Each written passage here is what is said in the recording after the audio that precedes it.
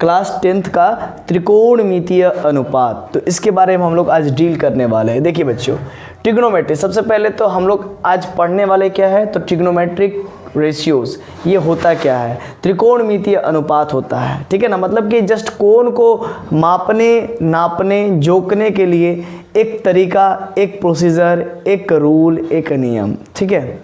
देखो बाबू, क्या है कि ट्रिग्नोमेट्री है। ट्रिग्नोमेट्री का मतलब होता है क्या, यहाँ पर आर छूट गया, हाँ। तो ट्रिग्नोमेट्री का मतलब होता है क्या, तो देखिए यहाँ पर एक लंबा चौड़ा सा डेफिनेशन मैं लिख कर रखा हूँ, लेकिन ये ज़्यादा मैटर नहीं करता, आपको समझना ज़्यादा ज़रूरी है ना, आपके माइंड में घुसना ज़्यादा ज़रूरी है। डेफिनेशन तो खैर ये बाई प्रोडक्ट्स है। अब देखिए क्या है, it is that branch of mathematics, ये एक ब्रांच है मैथमेटिक्स का, trigonometry, which deals with measurement of angles. ये मेजरमेंट ऑफ एंगल्स मतलब कहने का मतलब एंगल से रिलेटेड मेजरमेंट को ये बतलाता है। कौन, तो ट्रिग्नोमेट्री। एंगल से रिलेटेड मेजरमेंट को बताने वाला जो मैथमेटिक्स है उसको ट्रिग्नोमेट्री कहते हैं, of angles and the problems. और एक बात जो है कि जो एंगल से रिलेटेड जो मेजरमेंट होती है, एंगल को नापने जोखने का जो तरीका होता है, ठीक ना, वो सब हम लोग ट्रिग्नोमेट्री में ही करते हैं, त्रिकोणमिति में ही करते हैं। और उससे रिलेटेड कुछ प्रॉब्लम्स है। फॉर एग्जांपल मैं आपको बता दूं, मान लीजिए कोई भी घर वगैरह बना रहे हैं, सपोज कीजिए बहुत बड़ा टावर बना रहे हैं, ठीक है ना। तो बहुत बड़ा टावर बना रहे हैं, तो उस टावर में कितनी लंबाई होगी, है ना, समझ रहे हैं ना, और उसका कितना बेस होगा। तो ये सब को जस्ट हम लोग, इसका मतलब मैं एप्लीकेशन बताने का कोशिश कर रहा हूँ। तो कोई भी एक मीनार बन रहा है, मीनार मतलब कोई भी भवन, बड़ा बिल्डिंग, जैसे बुर्ज खलीफा ही बना है। तो बुर्ज खलीफा जो बना है उसका कुछ ना कुछ लंबाई होगा और उसका कुछ ना कुछ बेस होगा, समझ रहे हैं ना। लंबाई कहने का मतलब कुछ ना कुछ उसका हाइट होगा, समझ रहे हैं ना, हाइट, परपेंडिकुलर लेंथ को मैं हाइट बोल रहा हूँ, और वही बोला जाता है, परपेंडिकुलर लेंथ होगा, तो इसी को हाइट कह रहे हैं। और कुछ ना कुछ उसका धरती का मतलब ज़मीन में जहाँ पर वो एक्चुअली में उसका फाउंडेशन किया गया, उसका वहाँ पर कुछ ना कुछ बेस होगा, ठीक है। तो ये सब में काम आता है टेन थीटा। ये सर क्या चीज़ है, तो बस एंगल को, किसी भी बिल्डिंग को सही से खड़ा रखने के लिए ये सब हम लोग ट्रिग्नोमेट्रिक रेशियोज़ का इस्तेमाल करते हैं। हालांकि आपको ये जो मैं अभी मीनार वाला एग्जांपल दिया हूँ उससे आपको क्लियर नहीं हुआ होगा। अब एक और एग्जांपल देता हूँ तो आपको पूरा बढ़िया से क्लियर हो जाएगा, ठीक है। देखिए, बहुत जन के घर में सीढ़ी बनता है, बहुत जन के घर में क्या बनता है, सीढ़ी बनता है, फर्स्ट फ्लोर से सेकंड फ्लोर जाने के लिए और सेकंड फ्लोर से थर्ड फ्लोर जाने के लिए।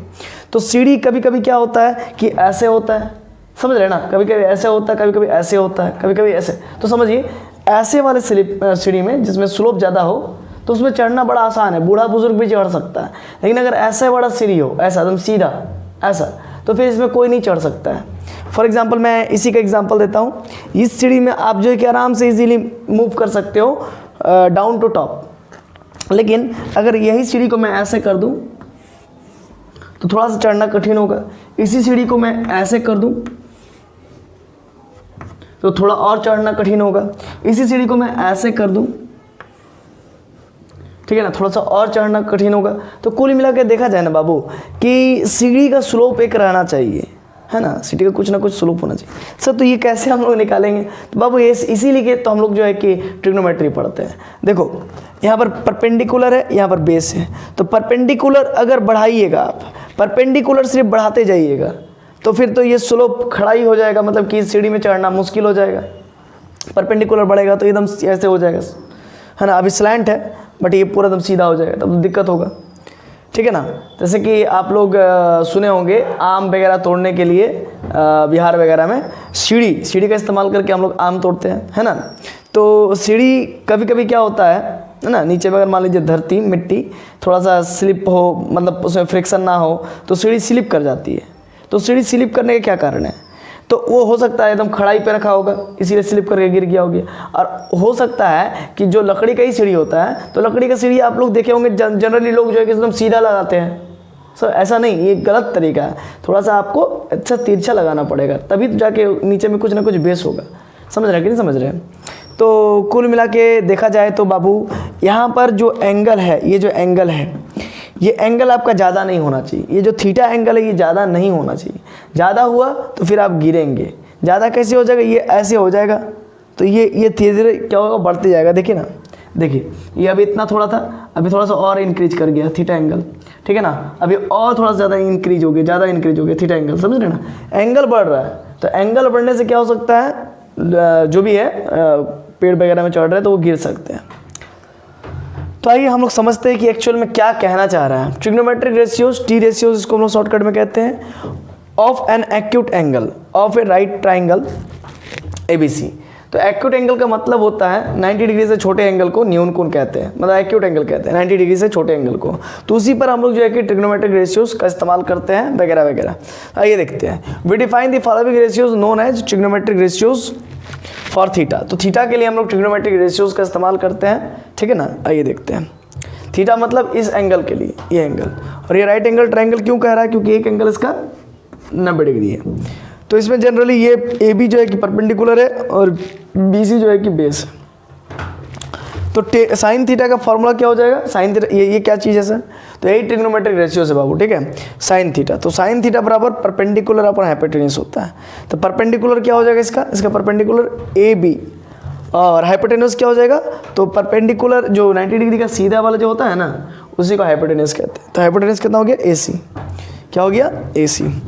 तो AC यहाँ पर हाइपोटेन्यूज हो जाएगा, कॉस थीटा इक्वल टू क्या होगा, बेस अपॉन हाइपोटेन्यूज। तो बेस कितना है BC है, ठीक है ना, BC हो जाएगा, और हाइपोटेन्यूज क्या हो जाएगा, AC हो जाएगा। यहाँ पर AC रख देंगे, ठीक ना। और टेन थीटा बराबर परपेंडिकुलर कितना हो जाएगा, AB हो जाएगा, और बेस कितना हो जाएगा, BC हो जाएगा, ठीक है। तो इसी प्रकार से कॉस सेकेंड, देखिए cosec theta H upon P हो जाएगा, सेक थीटा बराबर H अपॉन B, ये सब फॉर्मूलाज है, ठीक है ना, मतलब कि ट्रिग्नोमेट्रिक रेशियोज है ये सब। और cot theta equal to base upon perpendicular. Generally आप ये 3 याद कर लीजिए ना, साइन कॉस टेन, तो आपका अपने आप कॉस सेक और टेन निकल, कॉस सेक और कॉट निकल जाएगा। साइन का उल्टा क्या होता है, H अपॉन P हो जाएगा, और मतलब कॉसेक के लिए, और सेक का उल्टा क्या हो जाएगा, कॉस का उल्टा हो जाएगा H अपॉन B, और कॉट का उल्टा क्या हो जाएगा, मतलब कि आपका टेन का वैल्यू क्या है, P अपॉन B है, तो इसका उल्टा हो जाएगा P अपॉन B का B अपॉन P।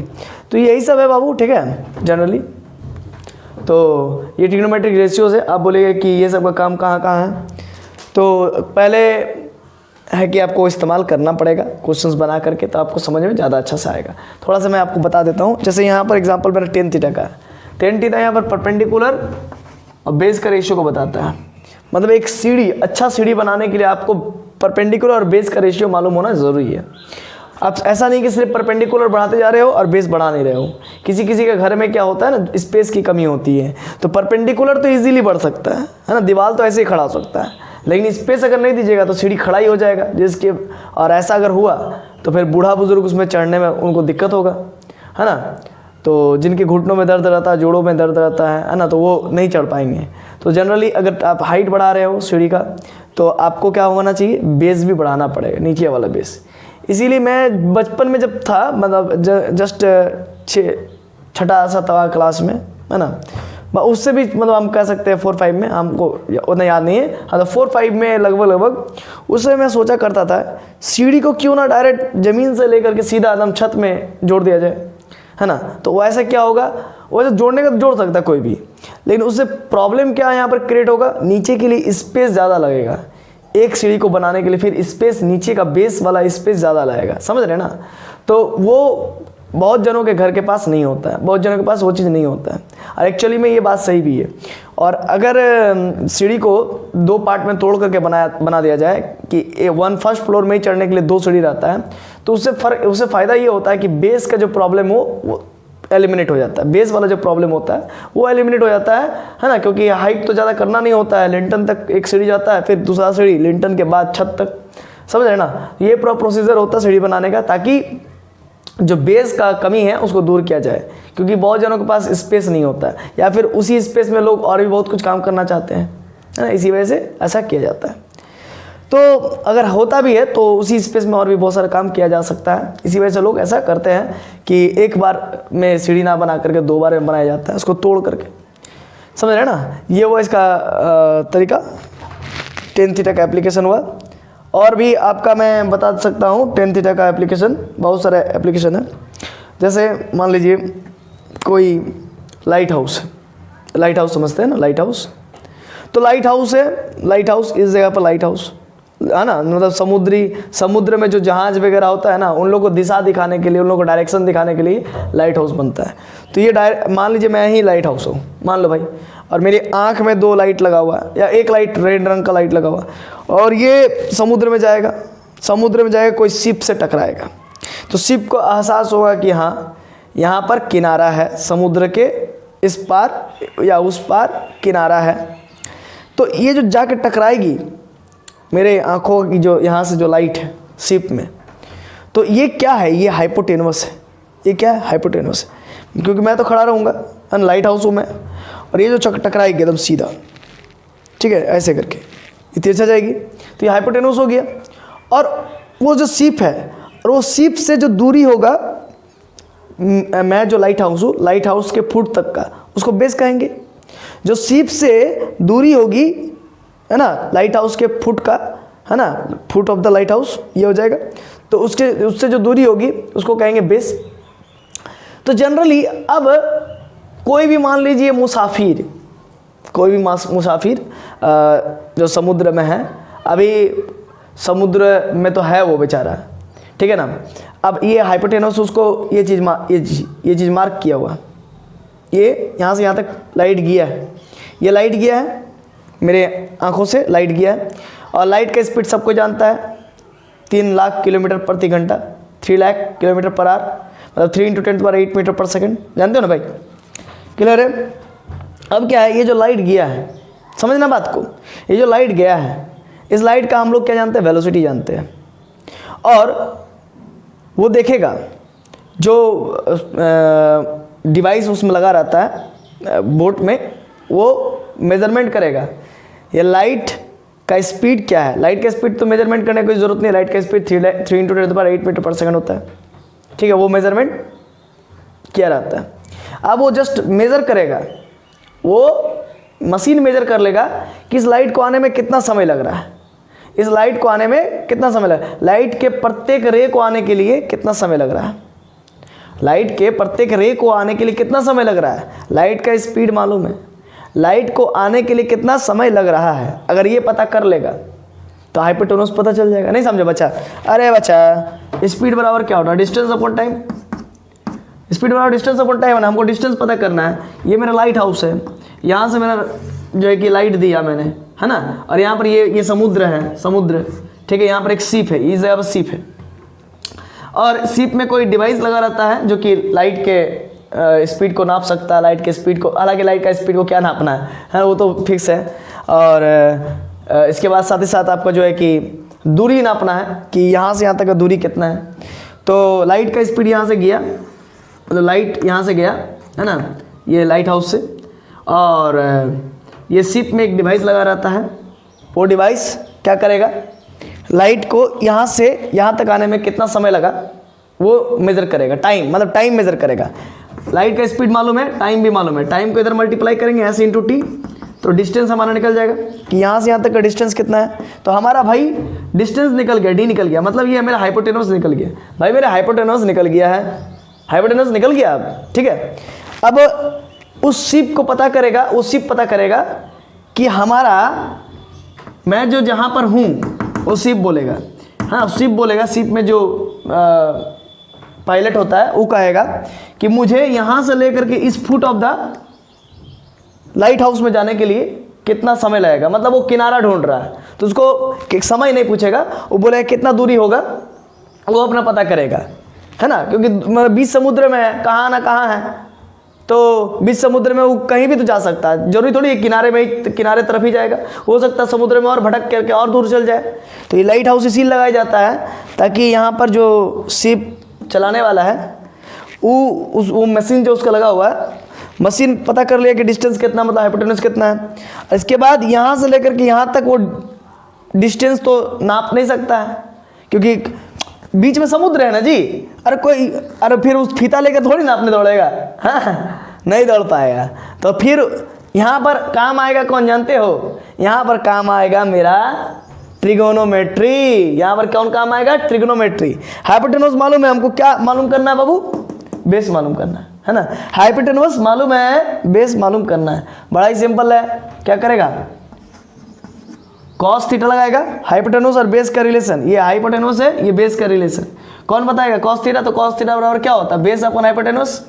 तो कॉस थीटा का जनरली यहाँ पर ये जो चीज़ है इसके लिए इसको एंगल चाहिए, ये एंगल चाहिए, तो ये एंगल तो उसका इजीली वो बना लेगा, ये एंगल तो वो कहीं भी बना लेगा, मतलब जहाँ पर वो टकरा रहा है उसका मशीन के साथ जो लाइट टकरा रहा है, ठीक है ना, वहीं से वो एक कैलिनोमीटर से एंगल पता चल जाता है। तो शिप में कैलिनोमीटर भी लगा रहेगा। कैलिनोमीटर क्या होता है, जनरली आपका एक प्रोटेक्टर होता है, प्रोटेक्टर में जो 0 पॉइंट होता है ना, वहीं पर एक पत्थर लटका करके पता किया जाता है कि कितना एंगल है। आप लोग पढ़े होंगे शायद, है ना, क्लास 8-6 में पढ़े होंगे। तो उस कैलिनोमीटर से पता कर रहा है कि एंगल कितना बन रहा है, तो cos थीटा का यहाँ पर एंगल रख देगा, है ना। मान लीजिए 90 डिग्री आ रहा है, मान लीजिए 45 डिग्री आ रहा है, कुछ भी आ रहा है, 90 तो नहीं आएगा, ठीक है ना, 45 आ रहा है, तो cos 45 का वैल्यू यहाँ पर मान लीजिए 45 डिग्री एंगल बन रहा है, cos 45 का वैल्यू 1/√2। और हाइपोटेनस का तो वैल्यू मालूम है, तो हाइपोटेनस का वैल्यू रख देगा और बेस का वैल्यू निकाल लेगा, है ना। इसको इधर मल्टीप्लाई कर देगा तो ये बेस का वैल्यू निकल जाएगा। तो बेस का वैल्यू जैसे निकलेगा पता चल जाएगा कि भाई यहाँ से यहाँ तक कितना डिस्टेंस है। और क्या, जब डिस्टेंस मालूम चल गया तो जो चलाने वाला है अपना स्पीड बढ़ा लिया, चलो उस तरफ, है ना। तो ये तरीका होता है बाबू, है ना, यही तरीका होता है। ये सब बहुत सारा यूज़ है, एप्लीकेशंस है बाबू, क्या हम बताएंगे, है ना, बहुत। अभी धीरे धीरे देखो क्या क्या होता है। हाँ, ट्रिग्नोमेट्री का बहुत सारा एप्लीकेशंस है। देखिए, पढ़ रहे हैं सिर्फ नंबर लाने के लिए, ये सही नहीं है। आप अभी 10th में हो और आपको ये भी जानना पड़ेगा कि पढ़ रहे हैं तो क्यों पढ़ रहे हैं, इसका कहाँ काम आएगा, ये मैथमेटिक्स का कहाँ काम आएगा। तो देखिए, ये मैथमेटिक्स का कहाँ काम आ रहा है, जनरली बहुत बच्चों को मालूम नहीं होता है, ठीक है। और जनरली देखा जाता है, देखा भी गया है, और CBSE ही क्यों ना बोले, और क्यों ना हम लोग ICSE ही क्यों ना बोले, और क्यों ना हम लोग जैक ही क्यों ना बोले, बच्चा को बस रटाया जाता है, मैथमेटिक्स को सॉल्व करवाया जाता है ना। टीचर भी बना करके खुश हो जाता है और बच्चे भी बना करके खुश हो जाते हैं, बस इतना ही, है ना। मेरा क्वेश्चन बन रहा है, मेरा क्वेश्चन बन रहा है, बस इतने में खुशी। अरे बाबू देखो, उस क्वेश्चन का इस्तेमाल कहाँ पर है, तुम पढ़ क्यों रहा है, ट्रिग्नोमेट्री पढ़ क्यों रहा है, उसका देखो इस्तेमाल कहाँ कहाँ है ना। एक्चुअली में यहाँ पर इस्तेमाल है आपका बोट एंड लाइट हाउस में काम आता है, कितना अच्छा एप्लीकेशन है। सीढ़ी में आपका काम आता है ना, सीढ़ी बनाने वगैरह में। तो ये सब जनरली नहीं बनाते हैं, जनरली लोग अपने घरों को भी एक सिंपल मजदूर और मिस्त्री के द्वारा बनवा देते हैं। कोई मेजरमेंट नहीं, कोई कुछ नहीं, कोई इंजीनियरिंग वगैरह का वैल्यू नहीं, तो फिर घर क्या होगा, टेढ़ा मेढ़ा, समझ रहे ना। तो ये सब यहाँ पर प्रॉब्लम आ जाता है, प्रॉब्लम क्रिएट आ जाता है। खुद जब मैं भी इस सब के बारे में नहीं जानता था, तो मेरा भी घर इसी टाइप से सिंपल मजदूर एंड मिस्त्री, है ना, द्वारा बना है। तो ये सब बाद में पता चलती है, जब आप इस सब की चीज़ों के बारे में पढ़ करके खुद इंजीनियरिंग करने लगते हो, या फिर इस फील्ड में बहुत दिन तक आप रह करके समझने लगते हो, तो फिर आपको क्लियर हो जाता है कि हाँ एक्चुअली में क्या है प्रॉब्लम्स, ठीक है। तो अभी आपका बहुत अच्छा समय है, ग्लोरियस टाइम है, आप 10th में हो, तो यही समय होता है बनने बिगड़ने का, 9th 10th एक्चुअली में होता है, ठीक है। तो अभी से अगर अच्छा से नॉलेज आप गेन कर पाओगे तो आगे ज़रूर सक्सेस आपके कदम चूमेगी। तो चलिए मिलते हैं।